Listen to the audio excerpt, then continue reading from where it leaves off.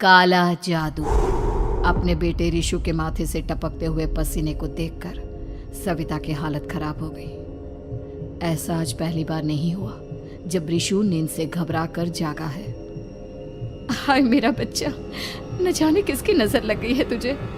जब से मेरे बच्चे ने 10वीं के एग्जाम में स्कूल टॉप किया है तब से रोज बुरे बुरे सपने आने लगे हैं। हाँ माँ, मैंने आज फिर से एक काले साए को देखा। वो यहीं मेरी आंखों के सामने खड़ा था। माँ मुझे बचा लो माँ। वो मुझसे कह रहा था कि मुझसे बदला लेगा। माँ कहीं ये प्रशांत। चुप कर, कैसी बात कर रहा है? दोबारा उसका नाम मत लेना। तुझे पता है ना, उस प्रशांत ने आत्महत्या कर ली। तो बार बार उसका नाम मत लिया कर। मम्मी, क्या सच में प्रशांत ने आत्महत्या की थी? चुप कर, बहुत सवाल पूछता है आजकल। और फिर रात के वक्त सविता के पूरे घर में एक अजीब सा काला धुआं छाने लगा। गहरी नींद में सोई सविता की जैसे ही आंख खुली उसका दम घुटने लगा। वो दौड़कर रिशु के रूम की तरफ गई जहां उसके दरवाजे पर घूमती एक काली परछाई देख वो बुरी तरह से घबरा गई। कौन है वहाँ? कौन है? सामने आओ। ये मैं हूँ, तुम्हारी काली करतूत।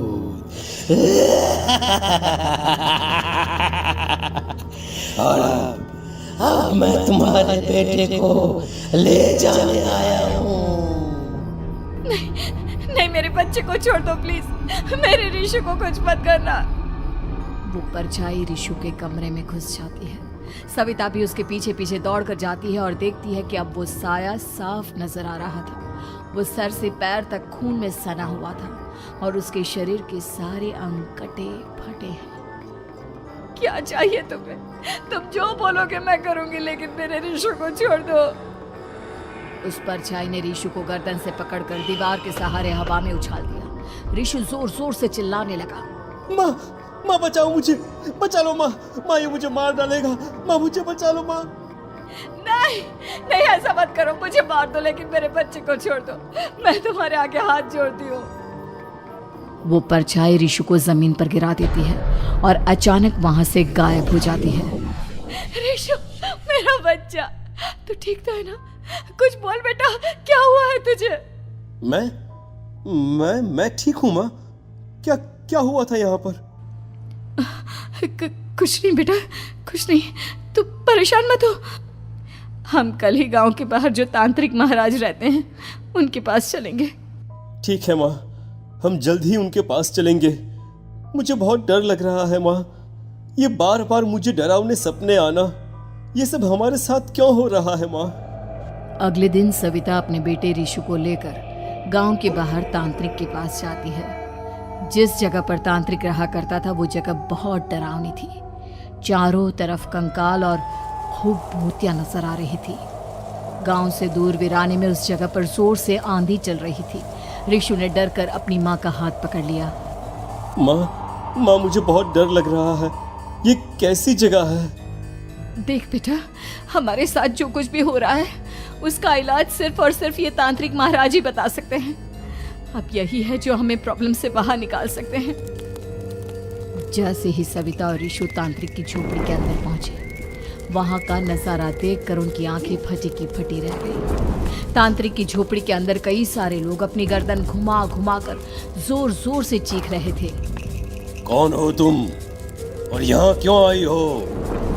महाराज, मेरे बेटे को कुछ दिनों से एक डरावनी काली परछाई नजर आती है और कल रात उसने मेरे बेटे पर हमला भी कर दिया।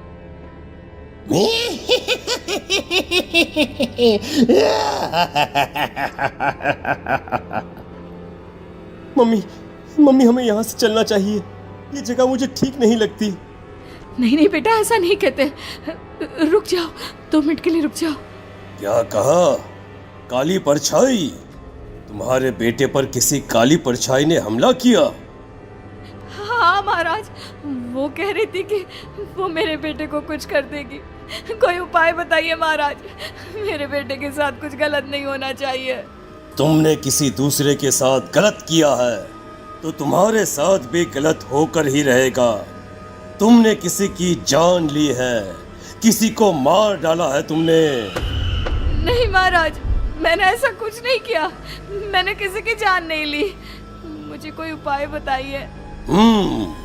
लगता है तुम इतनी आसानी से नहीं मानोगी। मैं तुम्हें अभी उस काली परछाई से मिलवा देता हूँ और वही सारा सच तुम्हारे सामने लेकर आएगा। हाँ? सविता और ऋषु ने डर के मारे अपनी आंखें बंद कर ली। तभी अचानक तांत्रिक की झोपड़ी में अजीबोगरीब आवाजें गूंजने लगी। सविता और ऋषु बुरी तरह से कांप रहे थे। आंखें खोलो और अपने सामने देखो। क्या यही है वो जिससे तुम कल रात को मिली थी? बताओ मुझे। हाँ, इसने कल रात मेरे बेटे के ऊपर हमला किया था। ये उसी लड़के की भटकती हुई आत्मा है जिसे कुछ दिन पहले तुमने मार डाला था। मम्मी ये महाराज क्या कह रहे हैं? क्या सच में आपने किसी की जान ली है, किसी को मार डाला है? अगर हाँ तो बताइए ना मम्मी, किसको मारा है आपने? किसको? तुम्हारी माँ इतनी आसानी से सच नहीं बताएगी बेटा। इसने एक बच्चे की जान ली है। कहीं उसका नाम प्रशांत तो नहीं महाराज? वो मेरा दोस्त है, मेरा मतलब मेरा पड़ोसी है। सही पहचाना। देखा सविता, तुम्हारा खुद का बेटा भी जानता है कि तुमने किसी के प्राणों की बलि चढ़ा दी और इसीलिए अब उसकी बुरी आत्मा तुम्हारे घर में भटकती है। मुझे माफ कर दीजिए महाराज, मुझसे बहुत बड़ी गलती हो गई।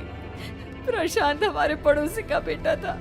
हर बार उसके नंबर मेरे बेटे से ज्यादा आते थे और इसलिए मैंने उसके कमरे के बाहर काला जादू किया था, पर मुझे नहीं पता था कि वो मर जाएगा। तुम्हारे उसी काले जादू वाली गुड़िया के अंदर एक बुरी आत्मा थी जिसने उस बच्चे के दिमाग पर बुरा असर कर दिया और उसी की वजह से उस लड़के ने अपनी बालकनी से कूदकर आत्महत्या कर ली। इसकी वजह सिर्फ और सिर्फ तुम हो, तुम। नहीं महाराज, जो कुछ भी हुआ मुझे नहीं पता था कि प्रशांत अपनी जान दे देगा। प्रशांत की आत्मा इस वक्त तुम्हारे सामने खड़ी है, हमसे बात करना चाहती है। बोलो क्या कहना चाहते हो? मैं जीना चाहता था, बड़ा होकर कुछ बनना चाहता था। आपके बेटे से मुझे कोई परेशानी नहीं थी। अरे वो तो मेरा अच्छा दोस्त था। मुझे माफ कर दो बेटा, मुझसे बहुत बड़ी गलती हो गई, मुझे माफ कर दो। माफ करने से मुझे वापस जिंदगी नहीं मिल जाएगी। मेरे माँ बाप आज भी मेरे लिए रोते हैं।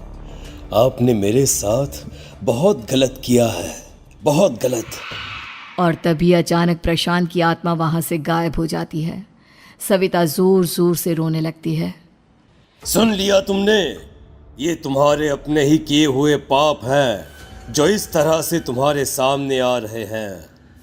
माँ, ये आपने अच्छा नहीं किया। सिर्फ 10th बोर्ड के एग्जाम में मैं टॉप कर पाऊँ इसलिए आपने मेरे दोस्त के ऊपर काला जादू कर दिया। नहीं मम्मी नहीं, अब हम कभी खुश नहीं रह पाएंगे, कभी नहीं। मेरे दोस्त की आत्मा को कभी शांति नहीं मिलेगी मम्मी, कभी नहीं। लेकिन मैंने जो कुछ भी किया सिर्फ तुम्हारे लिए किया। वो लड़का हमेशा फर्स्ट पोजीशन पर आ जाता था और इस वजह से हमेशा तुम्हारे मार्क्स कम पड़ते थे। मैंने तो सिर्फ उस पर एक छोटा सा काला जादू किया था बेटा। मुझे क्या पता था कि उसका ये नतीजा निकलेगा। जिस गुड़िया को तुमने उस लड़के के कमरे के दरवाजे पर लगाया था, दरअसल उसके अंदर एक बुरी आत्मा का प्रवेश हो गया था, जैसा कि अक्सर काला जादू करते समय हो जाता है। मुझे अपनी गलती का एहसास हो गया है। मैं प्रायश्चित करना चाहती हूँ, आप बताइए मैं क्या करूँ? प्रशांत के घर जाकर उस काली गुड़िया को वहां से निकालकर यहाँ लेकर आओ। मैं उसे आग में जलाकर राख कर दूंगा और उसके बाद प्रशांत की आत्मा को हमेशा के लिए मुक्ति मिल जाएगी। अगली रात सविता चुपचाप अपने पड़ोसी प्रशांत के घर जाती है। प्रशांत के माँ बाप प्रशांत की मौत के बाद उस घर को छोड़कर हमेशा के लिए वहां से चले गए थे। जैसे ही सविता उस घर के अंदर कदम रखती है, उसका सामना अजीबोगरीब हैवानियत से भरी आवाजों से होने लगता है। ऐसा लग रहा था जैसे कोई बुरी तरह से चीख रहा हो। सविता जैसे ही प्रशांत के कमरे के बाहर पहुंचती है, वहां पर लटकी हुई गुड़िया के शरीर से खून टपकने लगता है। ये क्या हो रहा है? इस गुड़िया के शरीर से खून क्यों टपक रहा है? सविता हिम्मत करते हुए उस गुड़िया को वहां से उतारने की कोशिश करती है, लेकिन तभी अचानक से बहुत भयानक दिखने वाली औरत उसकी आंखों के सामने आकर खड़ी हो जाती है। मैं यहाँ से कहीं नहीं जाऊंगी, और अगर तूने मुझे यहाँ से हटाने की कोशिश की तो मार डालूंगी मैं तुझे। नहीं नहीं, मुझे तुम्हें यहाँ से ले जाना ही होगा, नहीं तो मेरा बेटा, उसकी जान को खतरा है। मैं तुम्हें नहीं छोड़ सकती। अगर तुम्हारे अंदर हिम्मत है तो मुझे इस घर से बाहर ले जाकर दिखाओ। और ऐसा कहकर वो औरत सविता के ऊपर हमला कर देती है और उसे हवा में उछाल उछाल कर जमीन पर पटकती है। लेकिन तभी अचानक मौका देखकर सविता अपने हाथ में ली हुई सुई उसके हाथ में चुभो देती है। हाथ में सुई लगते ही वो औरत जमीन पर तड़पने लगती है। ये क्या किया तूने? ये क्या कर दिया? तुझे ऐसा नहीं करना चाहिए था। तांत्रिक ने मुझे कहा था कि तुझसे जीतने का सिर्फ यही एक तरीका है जिससे मैं अपने पापों का प्रायश्चित कर सकती हूँ और अपने बेटे की जान बचा सकती हूँ। और उसके बाद वो डरावनी दिखने वाली औरत एक छोटी सी जादुई गुड़िया में तब्दील हो गई और सविता ने उसे ले जाकर तांत्रिक को दे दिया। तांत्रिक ने जादुई गुड़िया को आग के हवाले कर दिया।